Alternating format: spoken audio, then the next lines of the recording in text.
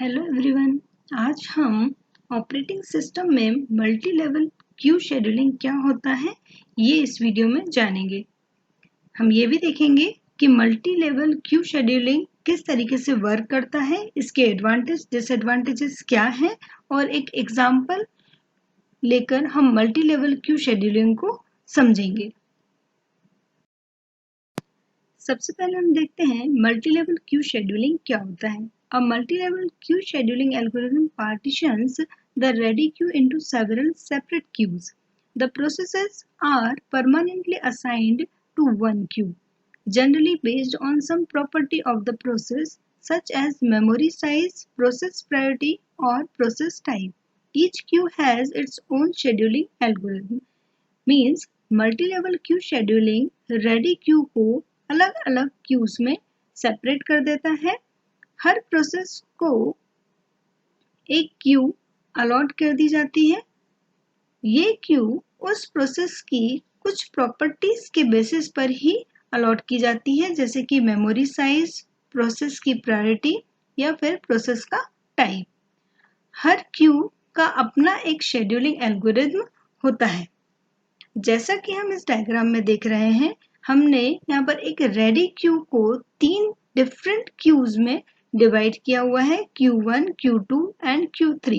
Q1 में सभी processes system processes होंगी, Q2 में सभी प्रोसेसेस इंटरैक्टिव प्रोसेसेस होंगी और Q3 में सभी प्रोसेसेस बैच प्रोसेसेस होंगी। यहाँ पर सिस्टम प्रोसेसेस की प्रायोरिटी सबसे ज़्यादा है, उससे कम इंटरैक्टिव प्रोसेसेस की है और सबसे कम प्रायोरिटी बैच प्रोसेसेस की है। सिस्टम प्रोसेसेस ऐसी प्रोसेसेस होती हैं जो किसी पर्टिकुलर एक्टिविटी को परफॉर्म करने के लिए सिस्टम द्वारा उपयोग में लाई जाती हैं। इंटरैक्टिव प्रोसेसेस ऐसी प्रोसेस होती हैं जिसमें यूजर इंटरैक्ट करता है, जैसे कि booking of pop concert tickets या फिर ऑनलाइन बुक ऑर्डरिंग या फिर हैंडलिंग बैंक अकाउंट्स। इस तरीके की प्रोसेसेस इंटरैक्टिव प्रोसेसेस कहलाती हैं। नेक्स्ट जो है batch processes. Batch process means कोई शॉपकीपर है, वह अपने जितने भी आइटम्स सोल्ड हुए हैं उसके उन सब की लिस्ट मंथ के एंड में बनाता है और देखता है कि उसको और किन चीजों की जरूरत है। इसी तरीके से एक ऑनलाइन कंपटीशन स्टोर सभी एंट्रीज के हो जाने के बाद ही विनर को डिक्लेयर करता है। इसी तरीके से गैस, इलेक्ट्रिसिटी या फिर टेलीफोन के बिल मंथ के एंड में ही कैलकुलेट होते हैं। तो ऐसी जो प्रोसेसेस हैं उन्हें हम बैच प्रोसेस कहते हैं। All 3 different types of processes have their own queue.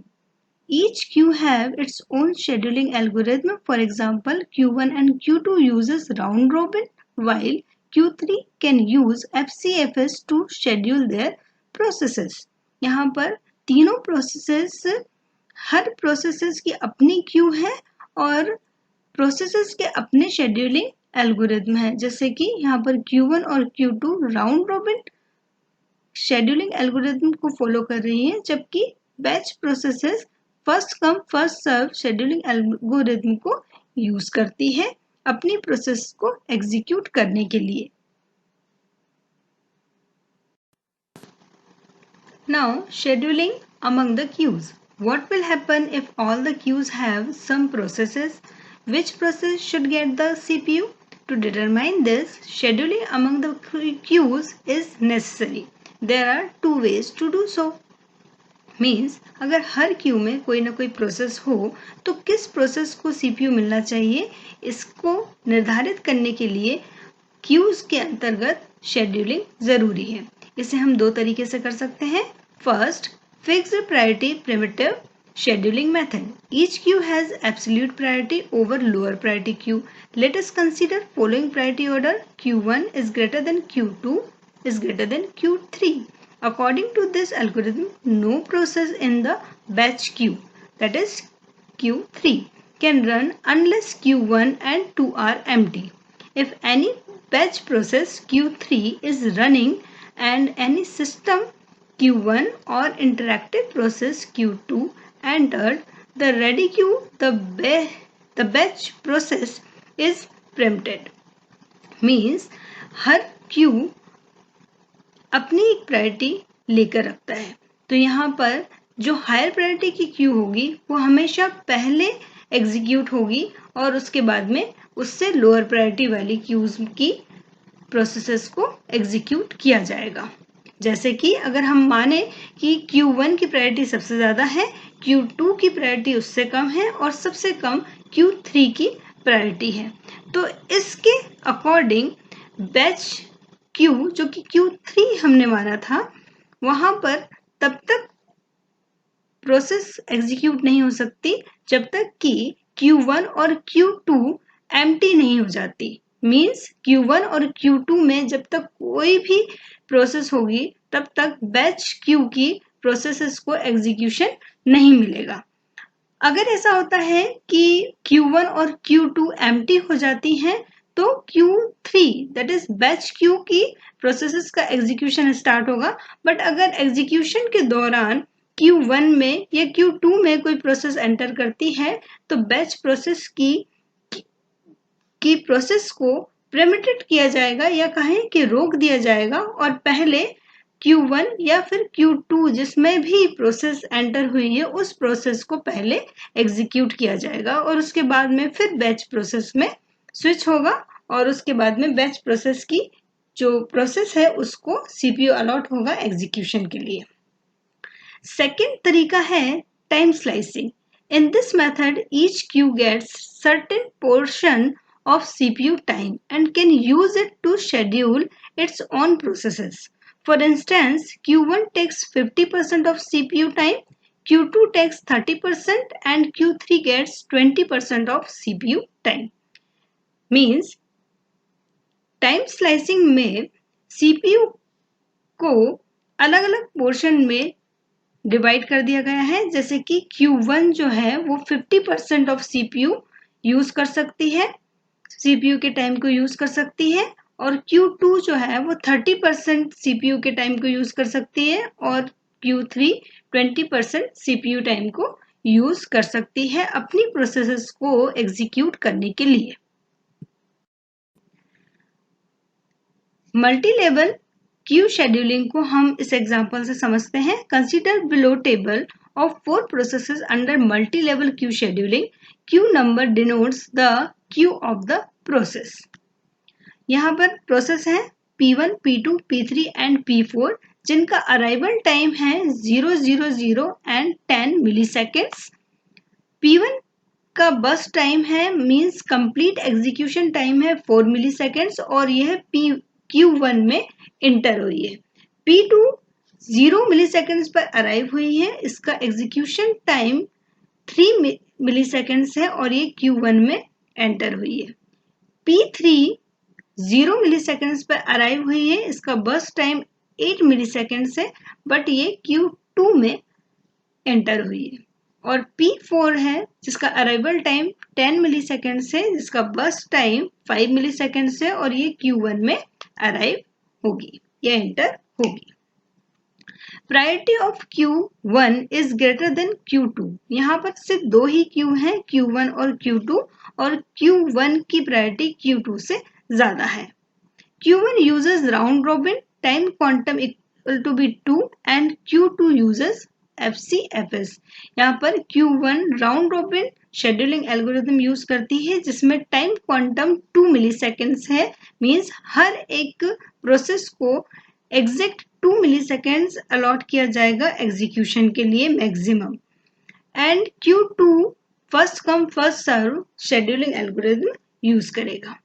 Below the Gantt chart of the problem. अब इसके बेसिस पर एक गैंट चार्ट दिखाई दे रहा है आपको जिसमें 0 मिलीसेकेंड्स पर सबसे पहले, क्योंकि यहाँ पर 0 मिलीसेकेंड्स पर P1, P2 और P3 अराइव हुई है तो यहाँ पर पहले हम Q1 की बात करेंगे जिसमें प्रोसेस P1 और P2 है। क्योंकि Q1 की प्रायोरिटी Q2 से ज्यादा है इसलिए पहले P1 और P2 जब तक कंप्लीटली एग्जीक्यूट नहीं हो जाती तब तक Q2 पर CPU स्विच नहीं करेगा। तो यहाँ पर 0 मिली सेकेंड्स में P1 एंटर हुई है। अगर हम गैंट चार्ट पर ध्यान दें तो यहाँ पर सबसे पहले P1 प्रोसेस एंटर हुई है जो कि 2 मिली सेकेंड्स तक चलेगी, क्योंकि यहाँ पर टाइम क्वांटम राउंड रॉबिन में 2 मिली सेकेंड्स है। उसके बाद में CPU स्विच करेगा P2 प्रोसेस के लिए, जो कि अगेन 2 मिली सेकेंड तक एग्जीक्यूट होगी और 4 मिली सेकेंड्स के बाद में P1 को वापस से मिल जाएगा। P1 के 2 मिली सेकेंड, क्योंकि टोटल बर्स्ट टाइम 4 मिली सेकेंड्स है, इसलिए P1 6 मिली सेकेंड्स पर जाकर कंप्लीटली एग्जीक्यूट हो जाएगा। 6 मिली सेकेंड्स पर P2 को CPU अलॉट होगा, क्योंकि P2 का 2 बस टाइम 3 मिली सेकेंड्स है और 2 मिली सेकेंड्स पहले ही एग्जीक्यूट हो चुका है, तो अब केवल 1 ही मिली सेकेंड उसका बाकी है, इसलिए 6 से लेकर 7 मिली सेकेंड तक P2 एग्जीक्यूट होगा। नाउ Q1 एम्प्टी हो गई है, तो अब CPU स्विच करेगा Q2 में, जहां पर P3 वेट कर रही है एग्जीक्यूशन के लिए। तो 7 मिली सेकेंड्स पर P3 को CPU अलॉट होगा, जो कि 3 मिली सेकेंड तक एग्जीक्यूट होने के बाद में 10 मिली सेकेंड पर, क्योंकि Q1 में P4 प्रोसेस अराइव हो गई है, तो यहाँ पर 10 मिली सेकेंड्स में P3 प्रोसेस को प्रिमिटेड कर दिया जाएगा, रोक दिया जाएगा और CPU P4 प्रोसेस को अलॉट कर दिया जाएगा। अब P4 प्रोसेस क्योंकि Q1 में है, इसलिए ये 5 मिली सेकेंड इसका बर्स्ट टाइम है, इसलिए ये 15 मिली सेकेंड्स तक एग्जीक्यूट होगा और 15 मिली सेकेंड पर अगेन, क्योंकि Q2 में अभी भी P3 वेट कर रही है, तो P3 को CPU अलॉट कर दिया जाएगा, जो कि 5 मिली सेकेंड्स अभी उसके बाकी थे बर्स्ट टाइम के, तो वो और इंक्लूड होकर ये 20 मिली सेकेंड्स तक एग्जीक्यूट होगा।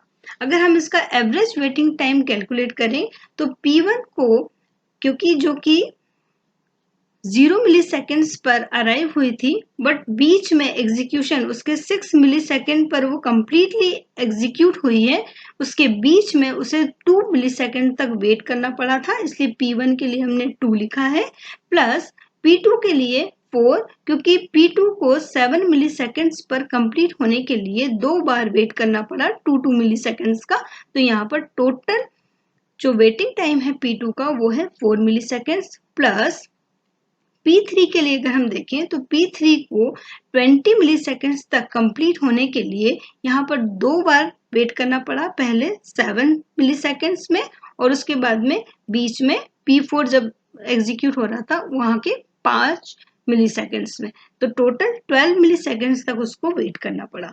इसके बाद में P4 है, क्योंकि P4 10 मिली सेकेंड्स पर ही अराइव हुआ था और 10 मिली सेकेंड्स पर ही उसे CPU मिल गया, तो उसे वेट नहीं करना पड़ा, इसलिए उसका वेटिंग टाइम 0 है। तो जब हम इसे कैलकुलेट करेंगे तो इसका टोटल 18 आएगा, क्योंकि हमारे पास में यहाँ पर 4 प्रोसेस हैं, इसलिए हम 4 से इसको डिवाइड करेंगे, तो एवरेज वेटिंग टाइम हमारे पास में 4.5 मिली सेकेंड्स मिलेगा। Now, advantages of multi-level queue scheduling. The processes are permanently assigned to the queue, so it has advantage of low scheduling overhead. इसका मतलब है कि हर प्रोसेस को फिक्स क्यू असाइन कर दी गई है और उस क्यू की प्रायोरिटी के बेसिस पर ही उन्हें एग्जीक्यूशन मिलता है, तो सीपीयू को बार बार स्विच करने की जरूरत नहीं होती है प्रायोरिटी के बेसिस पर। इस तरीके से सीपीयू का ओवरहेड जो है वो बच जाता है, उसको बहुत बार स्विच करना नहीं पड़ता है, इसलिए शेड्यूलिंग ओवरहेड यहाँ पर कम होता है। नेक्स्ट है disadvantages. Some processes may starve for CPU if some higher priority queues are never becoming empty. अगर higher priority queue में processes वन बाय वन आती ही जा रही हैं, तो पहले उन्हीं को CPU अलॉट होगा। इसकी वजह से जो लोअर प्रायोरिटी क्यूज हैं उनमें प्रोसेसेस को बहुत लंबे समय तक वेट करना पड़ सकता है।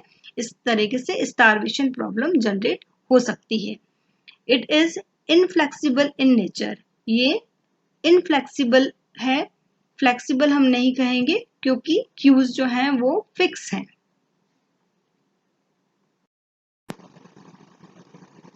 आई होप कि आपको ये वीडियो पसंद आया होगा। Thank you and have a good day.